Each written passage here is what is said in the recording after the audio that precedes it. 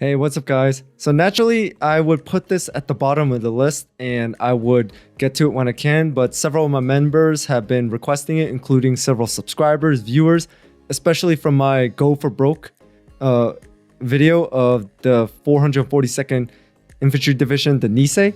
And they said that this one is related to it. The only top secret medal of honor, Hiroshi, also known as Hershey, Miyamura. And this video actually came out yesterday, so this is really brand new. But you guys kept on requesting, so might as well get it out to you, and I'm gonna get it out to you guys as soon as I can. So with anything else, let's jump right into it. All right, we talked about the Nisei in World War II, the Japanese Americans that, despite being discriminated against and interned because of their Japanese ancestry, would go off and not only fight for America, but become the most decorated unit in American history. Let's see what some of the Nisei were up to during the Korean War.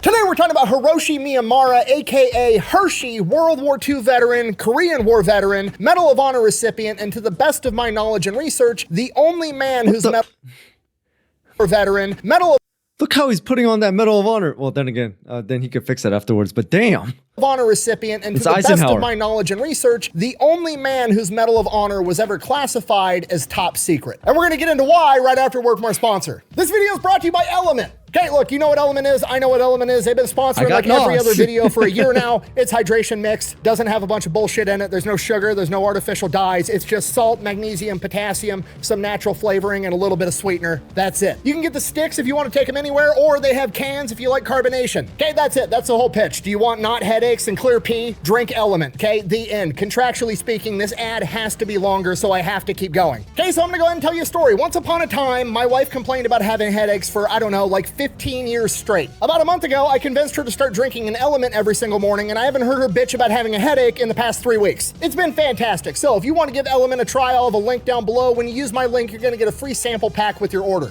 Now, back to the video. So it sounds like her headaches is due to dehydration. Hershey. Our story begins October 6, 1925, when Hiroshi Miyamura is born in Gallup, New Mexico. He is one of 7 kids. He's the oldest son. He's got 2 brothers and 4 sisters. His parents had migrated to America from Japan because his father, who was from a very wealthy, upstanding family, decided that he was going to get married for love and not status, and married a woman that was beneath his class, and it caused a huge rift in the family, so they moved to America. They came here with nothing. They worked their asses off, eventually got enough money to start their restaurant. They had 7 kids. They embraced being American, and they raised their kids with the same values. Growing up, Hershey had a pretty normal childhood. The only real thing he ever struggled with was not a lot of people could pronounce his name, Hiroshi Miyamura, so in 6th grade, his teacher, who just legitimately could not bring herself to say the word Hiroshi for some reason. Miyamura? Oh, I accidentally said Miyamura. Or is it really Miyamura? Well, I'm not saying because I'm not trying to doubt him, but I've heard his Korean pronunciation on several of the videos, so that's why. I mean, don't get me wrong, not everyone has to be good at pronouncing every single word in foreign languages, but I'm just saying, is it really Miyamura? I'm really sorry for stopping, guys. Just started calling him Hershey, and the nickname stuck. Timothy. Hershey. Thank you. The other problem he had was he was kind of a runt. He was a small kid. He always wanted to play football, but he was so small the coaches wouldn't even let him play. So he went off and did well in track and boxing. So things are going great. That's kind of like what happened to me. Well, I never was interested in football, but I did track. Running, I could do because there's not much to carry, so I could run. And when the wind is blowing in a certain direction, I get a little boost. But running, I could do. Track is what I can do. And even till this day, running is what I could do. I mean, I've done a half marathon recently, 13 miles.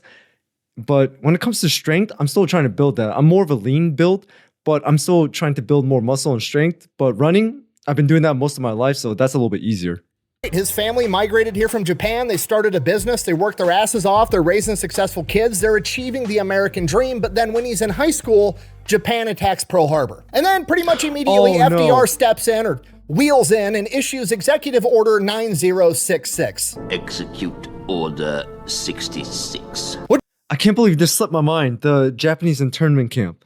Oh, by the way, that is right now one of the biggest, not actually one of, the biggest discussion that is happening right now in the comments section in my Go for Broke video of the 442nd Division or a regiment. I forgot if it was the division or regiment of America's Samurai, because a lot of you guys have say it is black and white. It shouldn't have never have happened or things like that. But I just want to explain again. The reason why I said it's a little bit of gray is because I understand there were some Japanese, very, very some, that were spying and helping the Japanese. But unfortunately, just that really, really small percentage, the president issued that order and imprisoned all of those Japanese Americans, unfortunately. But if I really had to side with one, should it happen? Should it not happen? I'm siding with it should not have happened. And a lot of you guys also said it did not happen to the Italians and the Germans, even though there's, Adolf Hitler and the Nazis and also Benito Mussolini. Oh, crap. I said a word that's going to get demonetized. Crap. I said a certain word just now, guys. But hopefully YouTube doesn't catch it. But if it does, then I'll just edit it out. But yeah, unfortunately, it was due to race and heritage. But I am going to die on this hill. Then camps should not have happened. Which, if you don't know, is basically the American government steps in and tells all of the Japanese Americans, hey, you're going to have to go live in an internment camp for all of World War II. If you have a job, you got to quit. If you have a business, you have to abandon it, lose your house, lose your entire life, go sit inside of a military internment camp. So it's kind of looking like that's what's going to happen to Hershey and his family. They're going to lose the restaurant. They're going to have to go live in an internment camp. Life is going to suck. But then Gallup, New Mexico had their city council and their mayor write a letter and send it to Congress and the president demanding that they not intern their Japanese citizens because those are Americans, and it actually worked. So despite FDR and his best efforts, Hershey and his family get to go on living a pretty normal life.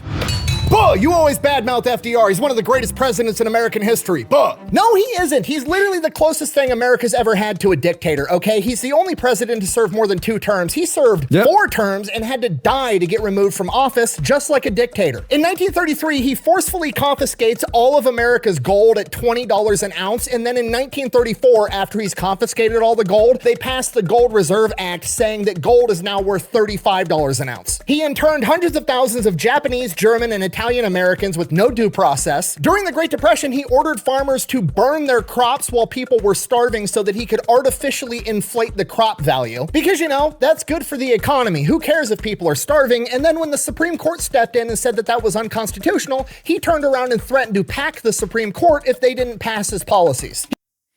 That I actually did know. I learned it in U.S. history class back in senior year in high school. And when I first heard that, I was going, wow. There's a dark side to this president I did not know. He created Social Security, which, unpopular opinion, is a giant fucking Ponzi scheme. He created the NFA because he doesn't like the Second Amendment, and then somehow he gets credited for ending the Great Depression when most economists and historians all unanimously agree that his policies prolonged the Great Depression, and it was World War II that pulled us out. So no, I don't like FDR. I have my reasons. Quit interrupting my story. Wow, dodged a bullet there, huh? Oh my God. Yeah, I know the story with him and MacArthur. He hates MacArthur.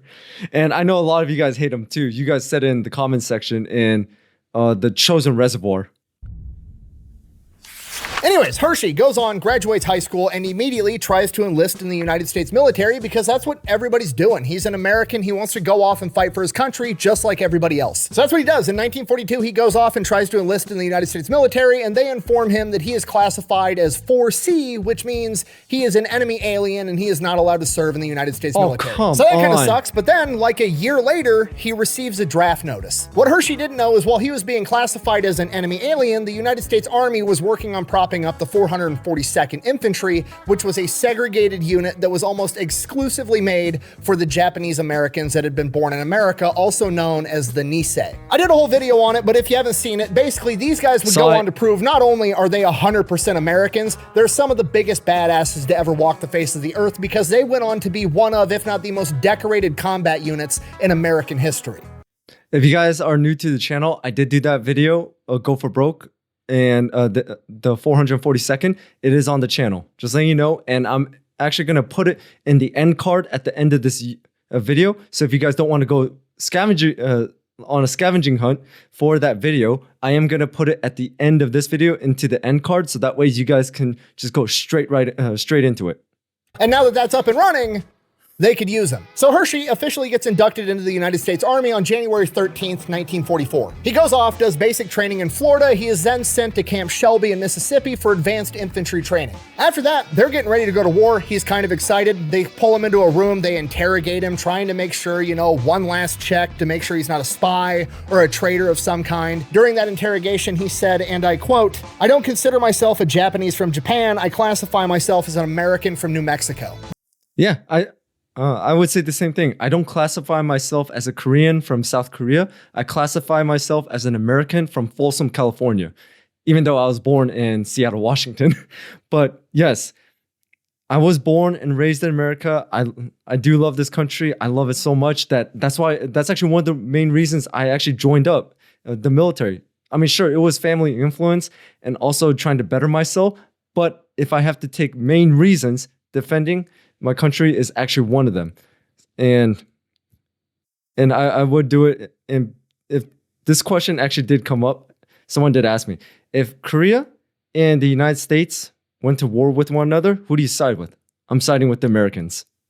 Then, as everybody else that he just graduated infantry school with is getting sent off to their units, he and like 5 other dudes get pulled off to the side and are informed that they are all 18 or 17, and you have to be 19 to go overseas. They don't get to go yet. So instead, they send him off to more training. He goes to 13 weeks of heavy weapons training where he gets to become a machine gunner, which is the perfect role for him. Okay, small guy, I know, like the common consensus is you're always picturing the machine gunner as like the big jacked corn-fed guy from Nebraska. Almost never is that guy the machine gunner, okay? That's the dude kicking the door. The machine gunner every single time is like the 6'2", 110-pound white guy with the birth control glasses that's constantly ripping cigarettes, or it's He did not just say the birth control glasses.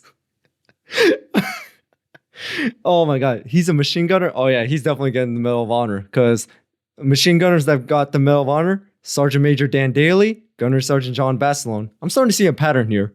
a small nerdy guy every single time. So Hershey goes, graduates heavy weapons school. Now he's 19 years old. They're getting ready to send him over to Europe. And then he goes through his physical and the doctor's like, you have a hernia. And he's like, I don't even know what that is. Didn't know I had one. I'm fine. Send me. And the doctor's like, no, you have to go get it fixed. So he goes, gets his hernia fixed with surgery, takes months to recover. Okay, now he's good. He's ready to go. He gets on the boat. They send him over to Europe. He gets 5 days out from landing in Europe, and the entire ship is informed that Hitler has just surrendered. He died. Immediately, the rumor goes around that this ship's gonna whip a U-turn and they're gonna head off to the Pacific, but that never actually happens. They go into Europe. He then spends a period of time basically doing guard duty at German POW camps. Then he gets orders, pack your shit up, we're sending you to the Pacific. He's like, sweet, okay, starts packing his stuff up, starts getting ready, takes a couple of days, and then they cancel the orders because Japan also just surrendered. That's great! They knew the 442nd was coming. That's why they surrendered. That's just great! And that's it. That was his World War II. He packs his shit up, he heads back home to America, starts his life. When he gets back home to America, he decides that he wants to stay in the Army Reserve, which is what he does. He also goes off to college, comes back home, he's working as an auto mechanic, meets his wife Terry. They get married in 1949. They start having kids. Everything's going fine. Around the same time, his 3-year Army Reserve contract was about to be up, and he decided that he was gonna re-enlist for an additional 3 years without running it by his wife. You what? So she's obviously not very happy that he didn't run that decision by her first, but you know, what's the big deal? He's been in the Army Reserve the entire time she's known him. It's just some training, a couple weekends a month, some little bit of time in the summer, a little bit of an adventure for him. What's the worst thing that could happen?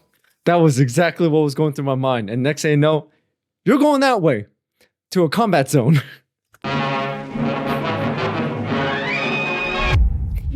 The worst that happened. So like 3 months later, the Korean War starts and he immediately gets activated and sent to California.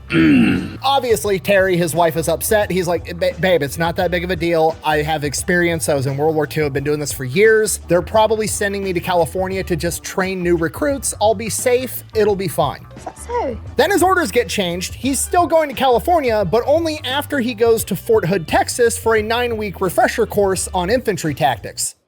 Not looking good. But it's okay. They're probably just, you know, making sure he gets the refresher course so he can go up to California and train all the new recruits. That's probably what's happening. So he goes, finishes the 9-week refresher course, then they put him on a train headed for California, and wouldn't you know it, the train stops in Gallup, New Mexico, and he goes up to his commanding officer and is like, hey, I live like 3 blocks from this train station. Can I run home and say hi to my wife? And the commanding officer, being cool as shit, is like, yeah, but when you hear the train whistle blow, you better fucking be on this train. So he takes off running, runs home, gets to spend 15 minutes with Terry before he has to run back to the train and is sent off to California. Gets to California, he is then told that he is not training new recruits. He is going to Japan for a little bit of more training, and then his ass is going to Korea to be a machine gunner. And now he's got to tell that to his wife.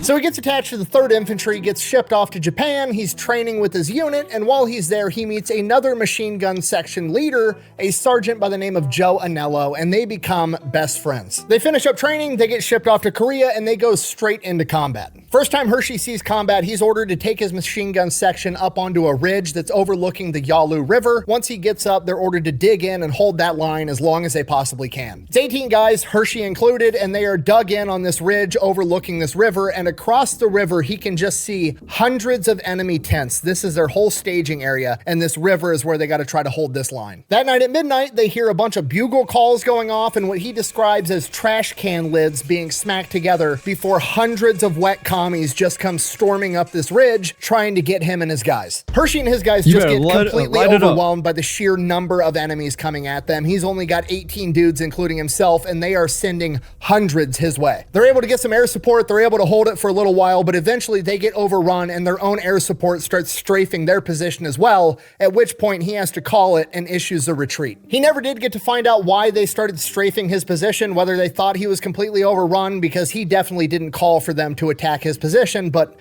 whatever, one thing's for sure, this is a giant clusterfuck. Him and his guys make a clean getaway. From here, they are told to get on a ship, and they're being sent to a port at a place called Hungnam in North Korea. Hershey doesn't realize this yet, but him and his guys are being brought in to support the Marines that are fighting at the Chosin Reservoir, which I've also done an entire video on. Okay, super abbreviated version of what's going on. General MacArthur tells the Marines to penetrate way farther north than they should. They get within 40 miles of the Chinese border. The Chinese sends like 200,000 soldiers south to attack the Marines. They get surrounded, they have to fight their way out, and the only way they're going to get out with their lives is if they can make it to the port at Hungnam so they can get evacuated, and Hershey is going there to support that. Also, I have done the Chosen Reservoir video on the channel as well for those of you guys who are new. And also on top of that, man, he really raged at MacArthur.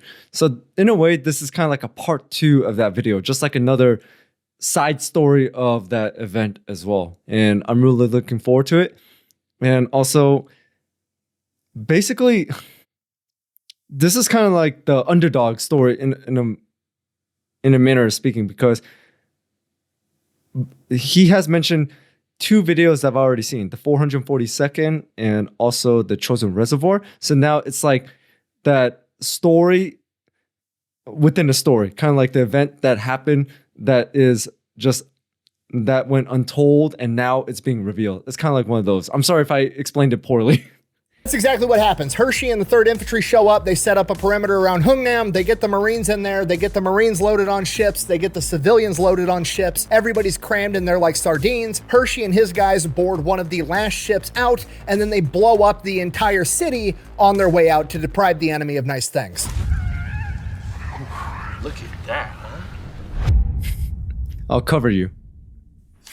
From here, they're shipped back down south. They get off the ship. Then they are ordered to go and basically invade North Korea again. And he spends about a month fighting further and further into North Korea. By mid-April 1951, the Chinese and the North Koreans have launched their spring offensive. They're going to throw everything they have at the American lines. And Hershey and his guys are ordered to fall back to the Imjin River. They cross the river, headed back south. Then they're ordered to hold the ridge there with the river as long as they can. Hershey's in charge of a 13-man machine gun squad and is given 4 extra riflemen for a total of 17 guys. He's got his section that he's holding, and his buddy Joe Anello is holding his machine gun section off to the right, and it's just the entire American forces standing in a line with machine guns trying to hold it as long as they can. That's the strategy. So they go there, they get dug in, they build trenches, they build fortifications. Hershey has his guys go down by the river and set up tripwires and flares that'll set off if the enemy starts coming their direction. and then they just wait. And for a couple of days, nothing really happens. They're just up there on this cliff face, hanging out in a trench, freezing their ass off the entire time. But well, at least they have traps and sound alarms. That's really good. Thank God.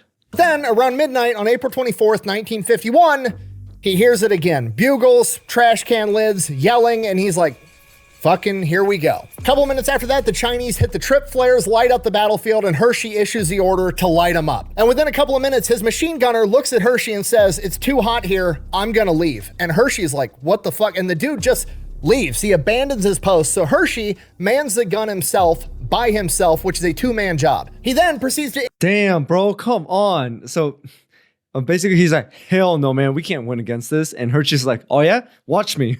Engage this enemy wave by himself with his machine gun until the gun jams because he doesn't have an assistant gunner helping him feed ammo when it's midnight and he can't see shit. He's looking out of this machine gun nest. There's 10 guys left running right at him. He's not going to be able to unjam this gun in time, so he grabs his M1 with his bayonet, leaves the machine gun nest, and engages 10 enemies by himself, and proceeds to kill all 10 of them in close quarters combat with his rifle and bayonet. He then, with a lull in the battle, runs to his second machine gun position. When he gets there, the machine gunner's fucking gone, and there's some riflemen there holding the position. He looks at the riflemen and is like, where the fuck is the gunner? And they're like, I don't know. Where did everybody go? I have no idea! He later— Damn, bro. Dude, when you have that big of a force coming at you, the machine gun is the most important one. Oh my God. Out of everyone to lose their spine and their cool, it's the guys that you actually need. But dude, Hershey's a badass, man. Just a rifle with a bayonet, and he managed to kill 10 enemies like that? Bro, you want to mess with him. Found out that they decided to fall back after a grenade made it into their machine gun nest, but he doesn't know that right now, so he remans the gun and continues engaging the enemy. They continue fighting, we don't know how long, but Hershey describes it as, quote, quite a while, which under these circumstances could have been 5 minutes or it could have been 5 hours. We have no clue. Eventually, Hershey comes to the realization they're about to be completely overrun. They can't stop them all. They're able to penetrate around the perimeter. Eventually, they're going to be completely surrounded any minute. And this is where Hiroshi Miyamura makes the decision that he's going to order all of the rest of his men to retreat, and he's going to hold back the enemy while they do so. And that's exactly what he does. The last time his men saw him, they were making their retreat as— Netflix, Medal of Honor. Oh, okay. I got, you know what? Here, I'm going to make note of that. So, Medal of Honor. So, Medal of Honor. Okay. They watched Hershey engage wave after wave of enemy soldier with his machine gun, his M1 bayonet, and grenades. I haven't seen Game of Thrones. Not only does Hershey hold back the enemy long enough for his men to make a clean getaway, he holds the enemy back for so long that he starts getting his position hit by American artillery because they think he's dead. At this point, Hershey's like, time to fucking go, grabs his M1 and bayonet and starts running through the trenches, starts running through the trails, eventually turns a corner and runs face first into a massive silhouette. It's dark, can't really see who it is, doesn't fire, thinking it's obviously an American because this dude's way too big to be a starving communist. He then sees the Chinese communist Winter Soldier hat and then sees that he has a grenade in his hand and immediately lunges forward, stabs him, and then fires. When he fires, he stumbles back and falls flat on his back. He then feels the grenade hit his leg and he kicks it back towards the guy. It blows up. He takes shrapnel to his leg, but he doesn't know that yet. Jumps back up and starts running towards American lines as fast as he can. He's making his way there. He makes it like 500 yards and he sees an American tank off in the distance. So he starts running towards this tank because obviously that's going to help in this situation. And as he's making it there, he gets a couple of yards away and runs into a barbed wire entanglement in the darkness. He's tangled up in this barbed wire. He's getting all cut up. He's screaming and yelling and waving at this tank, but the tank motor's on. They can't hear him and they rumble off. That actually happened once during one of our field exercises at night. We back on the East Coast. Basically, my platoon engaged another platoon at night, so it was a night attack. However, the problem was they actually anticipated one of our flanks and actually set up some C-wire along there. And I actually got tangled up and another guy got tangled up. And it actually cut my arm a little bit right here and a little bit right here. And I had to get the camis fixed up because it tore right through. So I had to get that thing sewed up. But however, they put one of those cans with rocks in it, kind of like a little bell on this C-wire. So as soon as we got cut up, we're like, ah! And then it started shaking, and they're like, "Oh, we hear you!" And then they just started firing blanks at us because it's just it's a simulation of a night attack. Who's gonna win, the offense or the defense? But yeah, so I do understand that because the C-wire did get me a little bit. I mean, it wasn't bad that I need to get stitches, but it did cut me a bit. In hindsight, he said that was probably a good thing because he was an Asian guy on the wrong side of the barbed wire. They might have just shot him. Regardless, he gets himself out of this barbed wire, doesn't know what to do. The entire battlefield's completely overrun with enemy soldiers. They're everywhere, so he just finds this little gully, lays down, and tries to hide. He's laying there for about an hour. It starts to get light out, and then he keeps laying there. He's hearing footsteps. He's hearing enemy soldiers talking, and then eventually it gets quiet for a little while, and he's like, okay, maybe they moved on. Might have made it through this. And then cutting through the silence, he hears in perfect English, "Get up, you're my prisoner now." No. Oh no. Damn. So he quits playing dead, he turns around, he looks, it's a Chinese officer that's somehow speaking perfect English, but he follows his commands, he turns over his weapon, and then they start marching him to God knows where. He's definitely feeling his leg wound now, he's limping. They march him back to his old position, and there is like 40 to 50 dead enemies laying on the field where he made his last stand. They keep marching. They go past his original position. There's more dead guys. We would later find out that it was confirmed by Allied forces that had retaken this area, and he was officially credited with killing over 40 enemies, 10 of which was in hand-to-hand combat with M1 Grand and bayonet. Yeah, I stabbed a man in the heart. Nice. I saw that.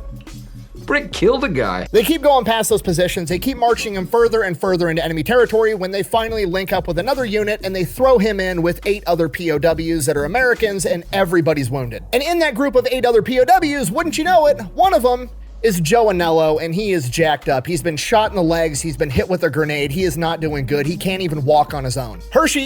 To be honest, I'm not surprised that Joe is there, but yeah, so now the fact that Hiroshi, I'm going to say Hiroshi sometimes.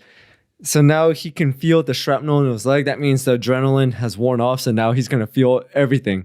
The shrapnel and any other wounds or the fatigue, he's just going to feel that now.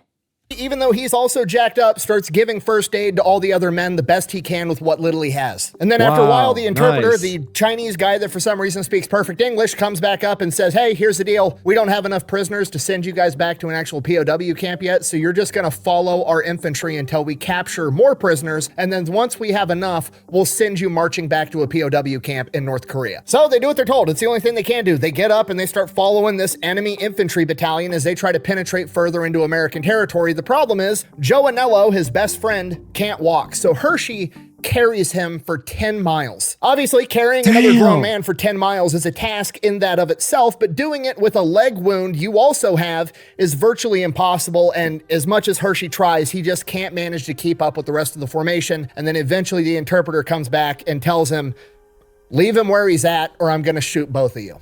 And before Hershey can even think to decide what he's going to do in this situation, is he going to try to fight and save his buddy against a whole infantry battalion? Is he going to leave him? Is he going to argue with him and wind up getting both of them shot? And before he can make a decision, Joe looks at Hershey and says, it's fine. Leave me. You did everything you could. And Hershey is forced to leave his best friend to die. From here, Hershey is... Wow, that actually took a turn. 10 miles. This man carried his best friend for 10 miles. And on top of that, he also gave first aid to others. I don't know if he did it before himself, but either way, he was selfless and did all that. I mean, the furthest I carried someone in a fireman's carry was actually 1 mile. And I'm not gonna lie, that was pretty challenging too. But this man did it for 10 miles with a leg wound. That is amazing. That shows his character. In the rear following this enemy infantry unit as they conduct combat operations for 2 weeks straight until they gain enough POWs to transfer him to a different unit and have him shipped to a POW camp. And during that 2 weeks, They do not feed him or render any medical aid whatsoever. After that 2 weeks, they finally get enough POWs that they're going to hand them off to a different unit and march them 400 miles further into North Korea, where there will be a POW camp. The officer that they're handed off to also speaks English, and he makes sure that each one of the POWs gets this sack that basically looks like a big tube sock, and inside that sack is rice and ground up barley that they unaffectionately nicknamed bug dust, and the officer informs them that this will be your weekly rations. You will have 1 tube sock of bug dust every week. Here's what you're supposed to do with it. You're supposed to take a big mouthful of bug dust, rinse it down with water, and it'll expand in your stomach and make you feel full. And that's all they have to eat for the next 30 days on their 400-mile forced march through the Korean winter up and down the hilly terrains of North Korea. And that's not even the worst part. The worst part is that they're not going to give them any actual fresh water, so they just have to get water from puddles, streams, whatever water they can find along the way. And all Hershey can think about is how he was told ad nauseum, whatever you do not just drink the water in North Korea, because in this part of the world, they use human feces for fertilizer, so you're effectively drinking human shit. You will get dysentery and you will probably die. But Hershey doesn't really have a lot of options, so that's what he does. After a month of forced marching eating bug dust, they make it to their POW camp, which is basically a small village in the middle of bumfuck nowhere, North Korea. And I don't know why, but this story right now is making me think of that movie, Unbroken. Louis Zamperini, and how he was a prisoner in the prisoner of war during World War II, and he was a prisoner in a Japanese prisoner of war camp. I'm not going to spoil it, but that movie just came to mind with this part of the story, actually. Hershey and 9 other POWs are assigned to a 9-foot by 10-foot hut where they're going to be living. Nothing in it, dirt floor, just 10 dudes in a 9-foot by 10-foot hut sleeping head to foot, shoulder to shoulder the entire time. Around this time, Hershey and pretty much everybody else has still not received any medical aid, and he becomes very aware that he's not gonna receive any medical aid, so he acquires salt and rubs that into his leg wounds to try to prevent it from getting infected. Luckily, that works, and then they kind of get thrown into their POW life routine, and that routine is to wake up every morning. For breakfast, they get a cup, like a literal 1 measured cup of soy milk for their breakfast, and then they are force marched out to where there's a bunch of trees and forced to cut down trees for firewood. After they cut down enough firewood for the day, they're marched back, and then they have to sit there and listen to propaganda and brainwashing as the Koreans and Chinese guys force them to read communist pamphlets and material, and then force them to sit around in a group like it's an AA meeting and talk about how horrific capitalism is and how bad America is and how this is clearly the better way of life, which is a bold strategy when you have somebody sleeping in a hut with 10 other dudes head to foot, shoulder to shoulder, while you're actively starving them to death, being like, you see how much your way of life fucking sucks back where you had a house and a car and a wife and kids and food? Yeah, this is way better. Yeah, that's actually what I was thinking too. Because in the movie Unbroken, and I did actually look it up a little bit, they attempted to persuade some American prisoners to speak on a radio station, their radio station, and read off a script. And also they're going to broadcast propaganda to the Americans as well, because Americans were also listening to this Japanese radio station. And I'll say this, the Japanese was just pretty smart. They let them eat some really good food, some beer, drink some beer here and there, and basically treat them really well. So a little bit taste of that good life in comparison to being in a POW internment camp. They show them, we will treat you well if you cooperate. And they actually did. And it was actually shown in the Unbroken movie. I still remember, there were 3 gentlemen that were wearing military uniforms. They were eating well, they looked well, they were clean and everything. But in return, they read off a script and broadcast propaganda to the United States. So basically, I'm just saying, in that movie, those tactics work. If you show them that you're willing to look after them, if they cooperate, it would be working. But yeah, in that situation, if you make me read that, and the alternative is capitalism is worse, and yet we're putting you in this kind of hut, and we're barely giving you any food and some really bad food as well, I'm not going to believe any word of this. Flavor of Caesar salad. Obviously, Hershey and pretty much everybody else just isn't buying it, but they have to sit there and nod and be like, yeah, no, definitely, this is awesome. Also, don't shoot me. And that is his daily life routine for the next 26 months straight. 2 fucking years. Holy Christ, 26 months. That's my dad's military service period in South Korea, because my dad was conscripted, and when he went there and went into the Korean army during the 80s, it was 26 months long for him. Oh my God, man. Goes through this bullshit. And then one day, a bunch of trucks pull up to the POW camp and they're like, get your ass on the trucks. And they're like, well, this is it. And all he can think about is like World War II, like, you know, Nazi death trains, like they're sending him off to the kill camp. Game over. But I mean, really, what are you going to do? You want to get shot here now, or you want to get shot at whatever the fuck they got going on at the other end of this truck? So he gets on the truck. They're on the truck for days and days. And then eventually the trucks drive them to a place called Punjang, also known today as the Freedom. Welcome to Hanoi Gate for. Oh, Punjang. When he said Punjang, I was like, what? I was like, he's not saying the place I think he's saying, but no, it's Punjang Village, which is basically the dividing line between North and South Korea. The Korean War is over, and this is where the Americans and the North Koreans exchange prisoners. They get off the truck, they get handed off to the Americans take them, they get them a shower, scrub the shit out of them, trying to get all the lice and infection and nasty shit off of them. They give them food, medical attention, and then they get all the POWs into a barracks, and for the first time in 2 years, he gets to lay down on a bed. And as everybody's laying on these beds trying to come to grips with reality that, you know, holy shit, I made it, this isn't a dream, I'm actually gonna make it back home to America, an officer walks in and calls Hiroshi Miyamura by name and tells him that the general wants to speak with him. At this point, Hershey's shitting his pants. He's thinking he's in trouble. Whatever happened with his men, whatever happened back on the hill 2 years ago, like, he's gonna get in trouble for it. Now he's gonna go to an American jail. At least it'll be better than a North Korean jail, but you know, this still sucks. He's wearing pajamas and slippers because that's all the army gave him, and he walks into this general's office. Also worth mentioning, he's 5'10". He is my height, and he weighs 90 pounds. He has been so thoroughly starved. So 90. Okay, two things. I'm also 5'10", so the Fat Electrician and I are the same height. 90 pounds. Dude, that is crazy. 90 pounds. Guys, I'm 156. And in my opinion, I'm a little thin too, but 90 pounds. Dude, no. 90-pound, 5'10" Hershey walks into the general's office in pajamas, thinking he's about to get thrown in jail. The general of the 3rd Infantry Division then stands up, shakes his hand, and congratulates him, telling him that not only was he promoted while he was in a prisoner camp, he's also being awarded the Medal of Honor.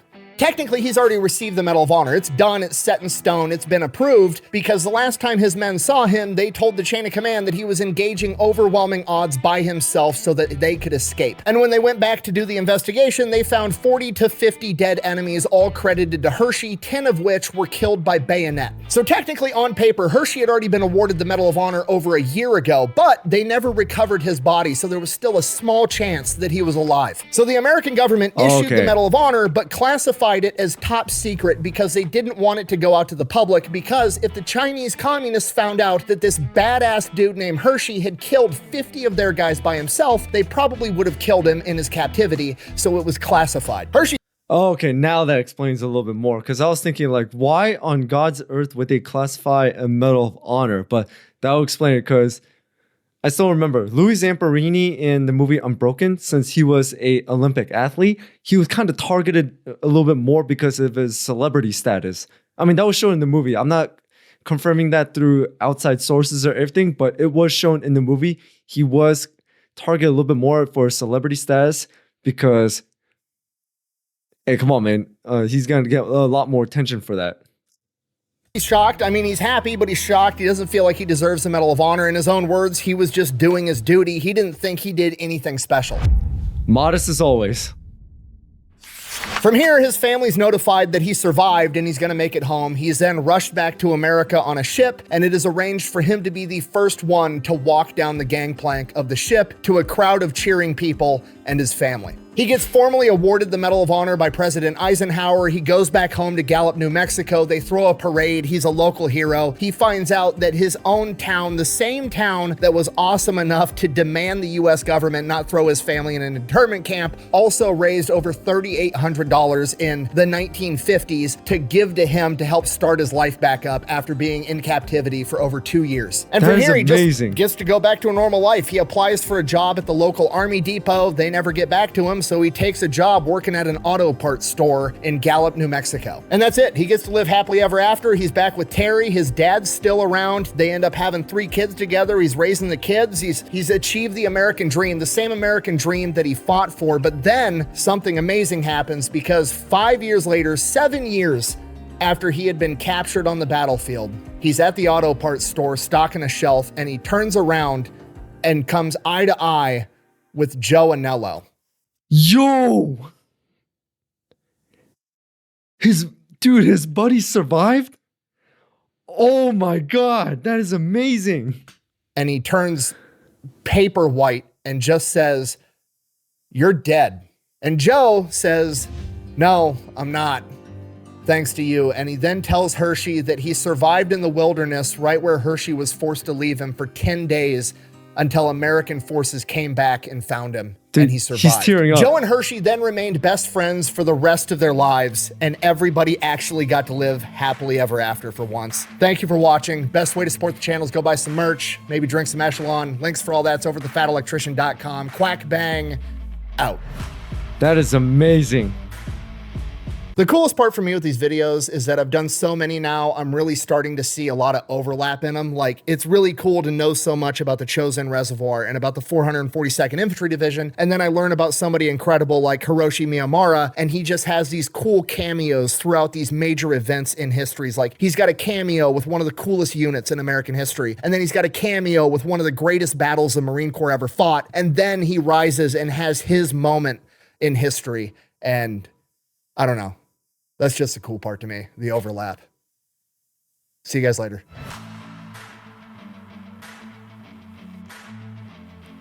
Oh, what else is coming?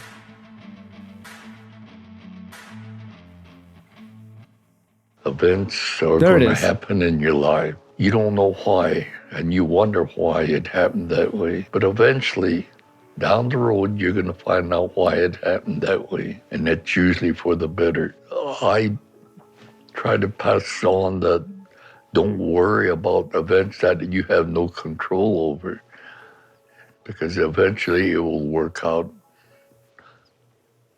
okay.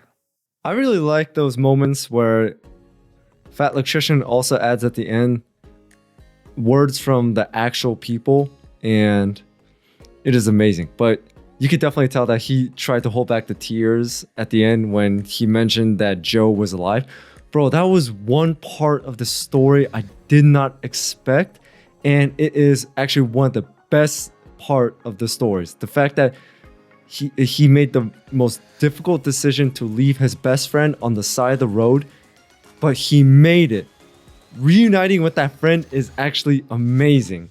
And truth be told, when the Fat Electrician mentioned that Hiroshi was a machine gunner, I thought this was going to be one of those Sergeant Major Dan Daly or Gunnery Sergeant John Basilone moments of A Last Stand, where it was just him against so many enemies and he managed to fend them off. Prisoner of War was actually something that did not cross my mind at all, so that actually caught me by surprise. But either way, this was really amazing, and I'm so happy that even though he went through so much hardship, he had a happy ending. So I'm really happy for that. This is a really great video. And again, that's all I got for today. And for those of you guys brand new to the channel, I have many Fat Electrician videos already on the channel, so go check those out. But for those 2 specific ones that he mentioned, of the 442nd Infantry Division and also the Chosen Reservoir, they are on my channel. But for the end card, I'm actually going to put the 442nd one. So besides that, that's all I got for today. So thank you so much for tuning in. Thank you so much for watching. Hit that notification bell so you know when I drop more videos. Also, shout out to all my members, subscribers, viewers. You're amazing. Thank you so much for your support. Really do appreciate it. So with anything else, see you guys next time.